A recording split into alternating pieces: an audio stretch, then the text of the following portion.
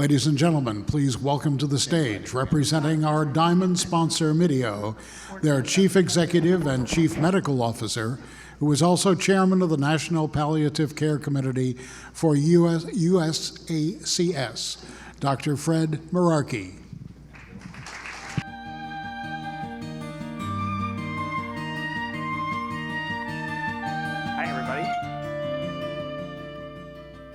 Hi, everybody. I'm Fred Merarkey. I'm an emergency medicine physician, and I'm here today to talk to everyone about patients and the voice of the patients, and how do we know what the patient actually wants. So I'm going to try and make this interactive a bit, just because everybody's been in lectures most of the morning. So I'm going to have a little bit of Q&A stuff that comes through, and hopefully everybody can just raise a hand and respond. So with that, let's see which way does this thing go here.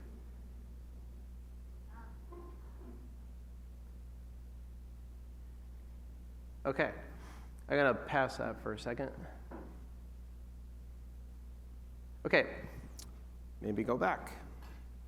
All right, so we're gonna talk about saving a life or allowing natural death, and how do we really know what the patient wants, okay? And a lot of times we don't. We don't really know what the patient wants because they can't tell us. So this is an EKG, and this is a big heart attack. And I'm an emergency medicine physician, so we get really geeked up about this stuff as far as when we can actually save a life and do something good. And that's the living will. And that's the most common living will we'll see. It's the cafeteria style menu checkboxes, I want or I don't want mechanical ventilation, cardiac resuscitation, and so on. So this type of heart attack, people will drop in the cardiac arrest about 30% of the time. That being said, we usually have to act quickly. But one of the last things we actually remember when a person does that is this living will right here. And I call this a lethal glimpse or a lethal glance, because essentially when people are trying to make decisions very quickly, they're either going to act or not act depending on what that document reads or they interpret that document to mean. So, show of hands. You got lots of people in the audience, different disciplines. Who would shock this patient and save their life? Okay? Who would not shock this patient and allow them to die naturally? Okay? And the reality of it is this. 50% of the time, physicians across the country would shock that patient. 50% of the time, they wouldn't. 36% of the time, EMS providers would shock that patient. The rest of the time, they wouldn't. So we really don't know what the patient wanted. And that's a voice that we're missing. But we're surely not getting it right to some degree of a percentage, no matter what side of the fence you're sitting on as far as to treat or not to treat.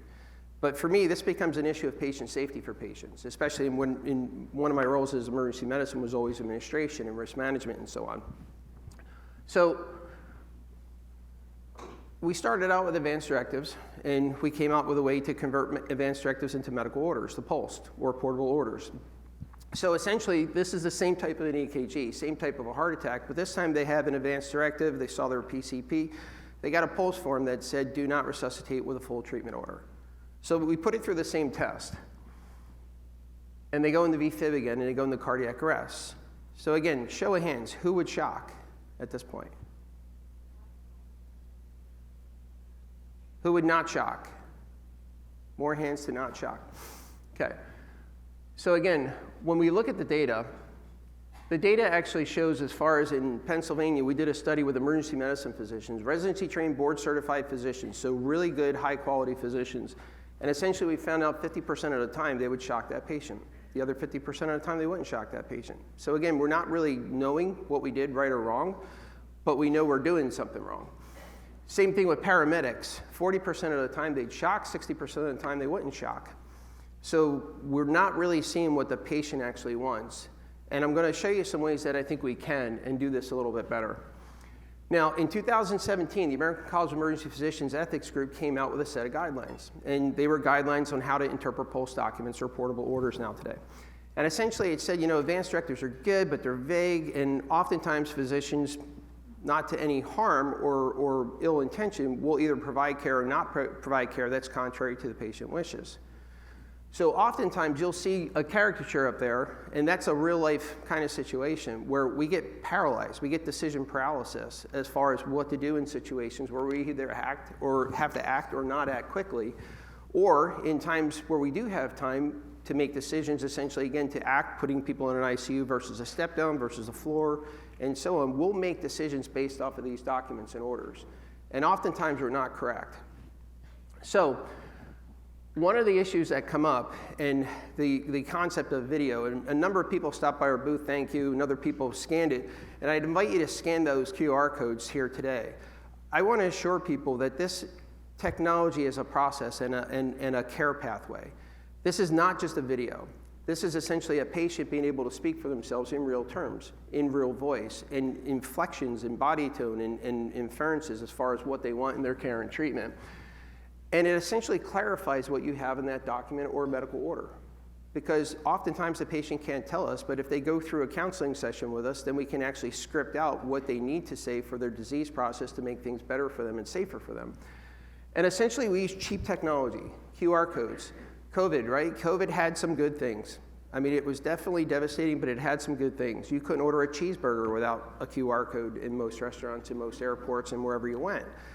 So it got a lot of people used to scanning QR codes. And if you scan the top QR code, you'll often get the video first of what we do in the office with patients or through telemedicine with patients. And it'll explain what their wishes are for witnessed cardiac arrest, unwitnessed cardiac arrest, and so on. In addition, you'll actually have names, date of birth, their stance on organ donation, their stance if they have documents, who their agent is, how to get a hold of them, if they have a pulse. And typically if they have a medical order or an advance directive, a medical order will typically take priority, but essentially it'll be on the back of the ID card. So now in 5 seconds or less, you can literally have a video of a patient expressing what they want, plus whatever document du jour that people want, and essentially really make informed decisions for patients or provide informed care for patients. And this is what it looks like.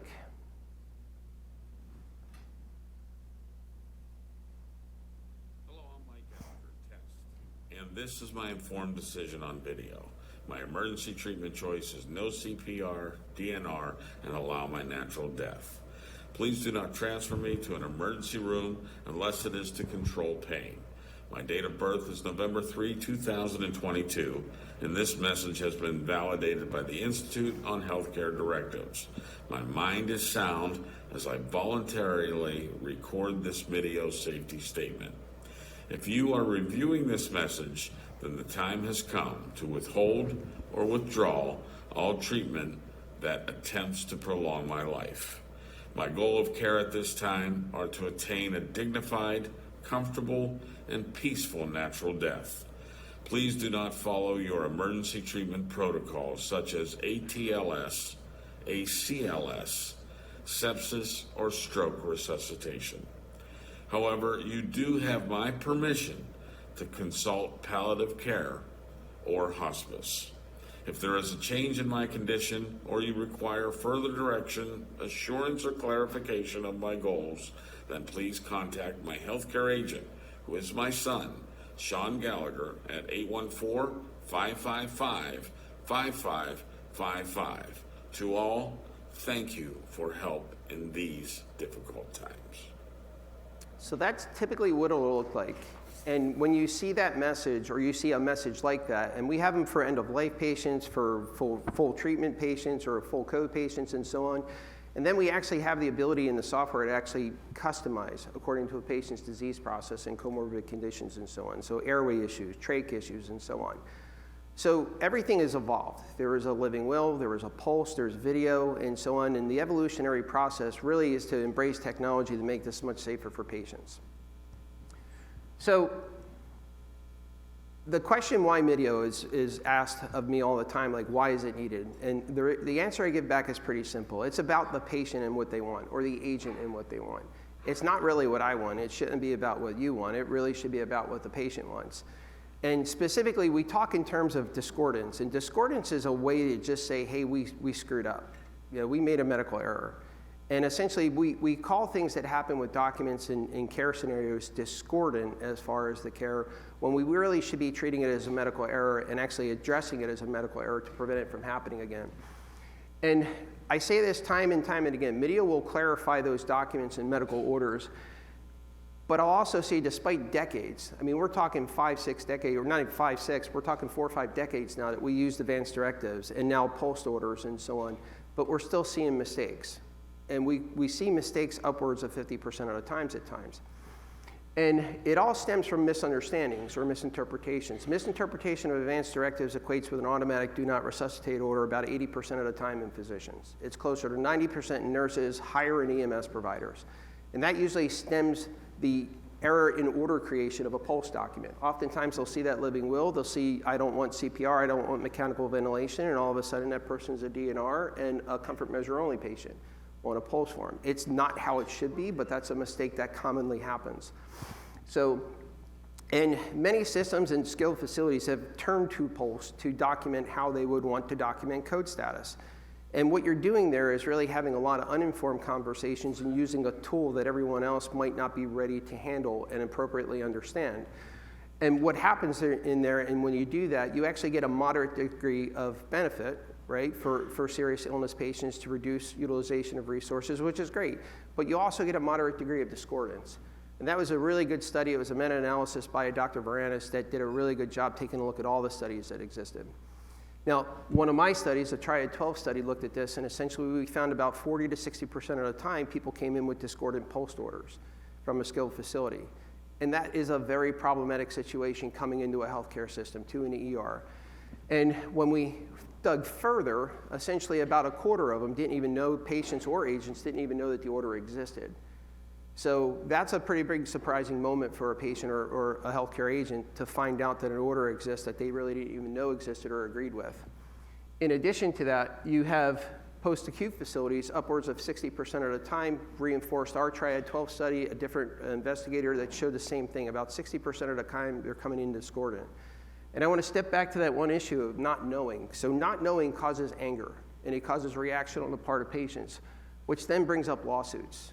You know, wrongful death lawsuits, wrongful prolongation of life lawsuits, which we've never seen before, but now are seen and growing at a pretty significant rate over the past 3 years.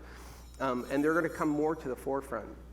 And if any of you follow Jerry Pell had a really good podcast on the other day.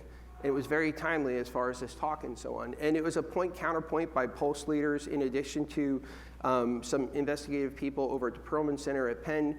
And they gave a good counterpoint on the whole topic and so on. And I can tell you these forms aren't going away. Advanced directives aren't going away. Pulse orders aren't going away. So we have to use them in a way that's going to be better for patients and embrace technology to make them safer for patients so we can actually know what they want. So in that podcast, you'll hear some investigators in there saying that there's really the benefit to anything that we do is a high quality conversation. And I will challenge that with anyone at this point in time, because you can have the greatest conversation. You can have it with me, I'm your patient, greatest conversation. I walk out of your office, you're getting the next medical stranger in your care. You're getting an EMS provider, you're getting a doctor, you're getting somebody that doesn't know that care plan, and essentially what then happens is an opportunity for discordant medical care. And based on someone's understanding, because we don't really have good training tools to teach providers and the different healthcare professionals who actually weigh in on these decisions to actually then say to treat or not treat. So which then led to an invited commentary. And if you have stopped by our table, we actually have these there. It was a commentary that we were asked to write, myself and Thaddeus Pope, for the Journal of Patient Safety. And it does a really good job explaining the issues as far as misinterpretation, how they occur, the tools that are out there, and the number of different organizations today that are using video in some format to actually communicate better for patients. And especially as it gets more controversial as far as feeding and so on, and VSED, and you're going to see more things in video tackling more, or audio tackling more to actually get the point of the patient across.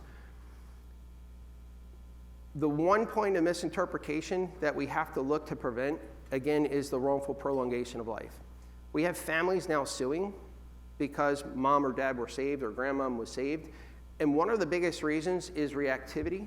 Reactivity that happens from a statement that was made by a healthcare professional about the care that was provided early on.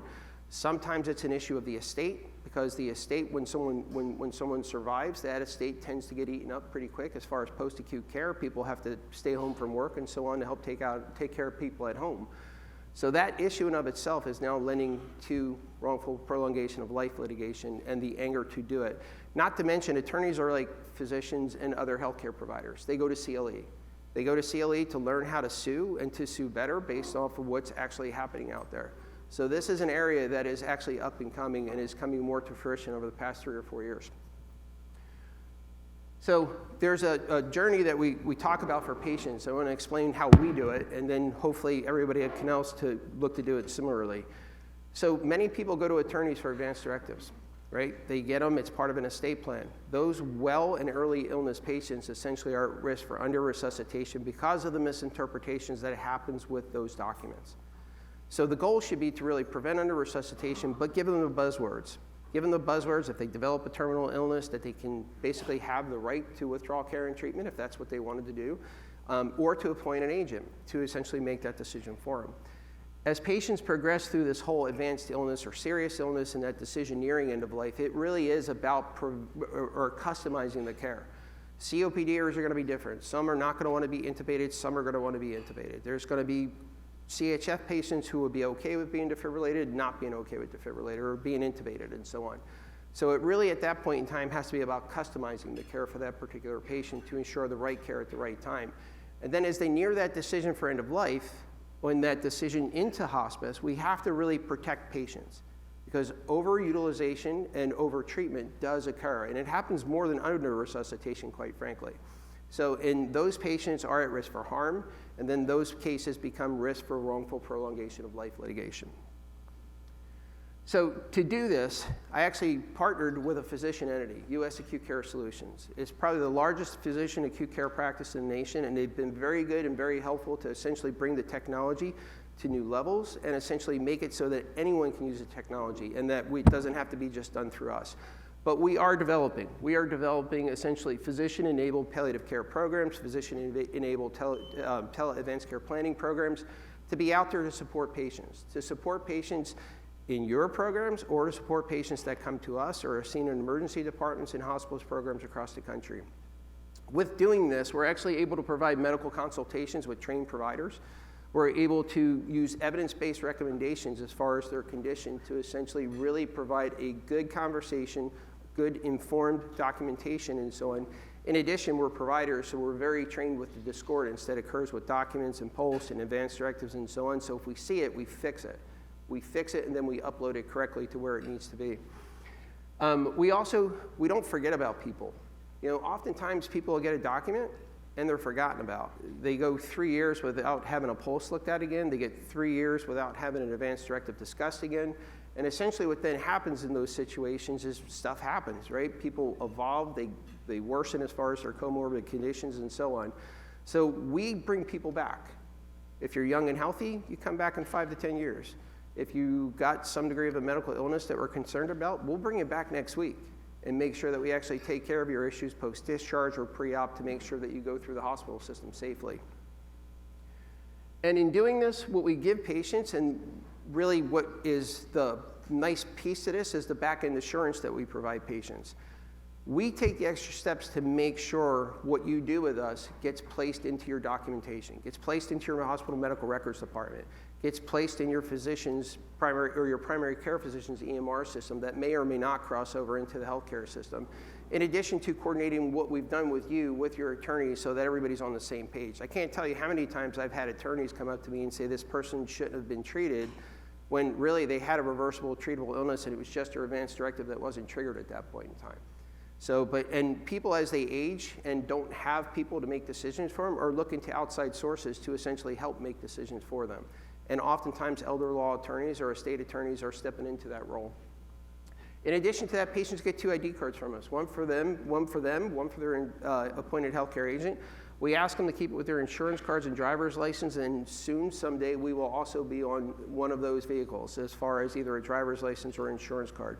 We're actively working in the state of Maryland right now to try and make this occur. Maryland was one of the proactive places that allowed for legislation to put your advanced directive on a driver's license.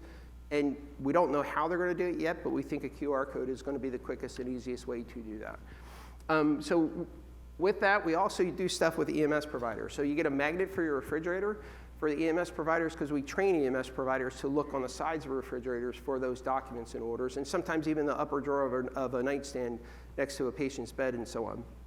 But we take it a step further as far as a sticker for the rear window of their windshield, because serious illness and end-of-life patients will be in the community, and we want to protect them from being overtreated if that's not their wish. We want to make sure it's their wish that we're honoring. So experts in the field as well as patients. Thaddeus Pope has been a great legal resource and ethical resource as we've developed all of this, and was very poignant in what he said that we accomplish as far as making sure patients' decisions are informed and that we're communicating appropriately in a way and a format that physicians can understand. Because that's always the thing that's always come about, is people say physicians don't understand the documents through legal mumbo jumbo and so on. And honestly, most of the time, the documents are okay. It's just the provider or the individual that doesn't have a good understanding on how to use that advanced directive or pulse. Some of our snowbirders essentially come to us because they go to communities that don't know them, and essentially they want to make sure that they're protected and that they either don't get over or under treated. And then if you know anything about net promoter scores, our net promoter scores are in the 80s. Net promoter scores of 30 are good, so we know we're on the right path and track here, and look to help wherever we can as far as your programs to make sure that we can take this same level of care and service to your programs. So I want to say one thing about video as far as any video. So there's scripted and there's unscripted video. Okay, you can take your phone out and do a selfie and essentially have a video of your wish and so on. But what does it mean? Vague statements are very dangerous statements to patients as far as in emergent scenarios. In addition, our videos, or the types of videos that we show benefit and has research on, are prescribed videos based off of an interaction and so on. In addition to that, we do quality assurance review. Every video that comes through our program essentially gets reviewed by a back-end quality assurance team to make sure the fulfillment process is going to go without a hitch, and to make sure that we coordinate everything correctly, and if we change somebody's medical order, that we upload the right medical order into their system and so on. That being said, we're part of a medical practice, and the other issue is different languages, different nationalities. Spanish is one that we're often told about. I can tell you that right now, probably within the next 30 days, we're going to have a Spanish version available. I can't get it to come up. There we go.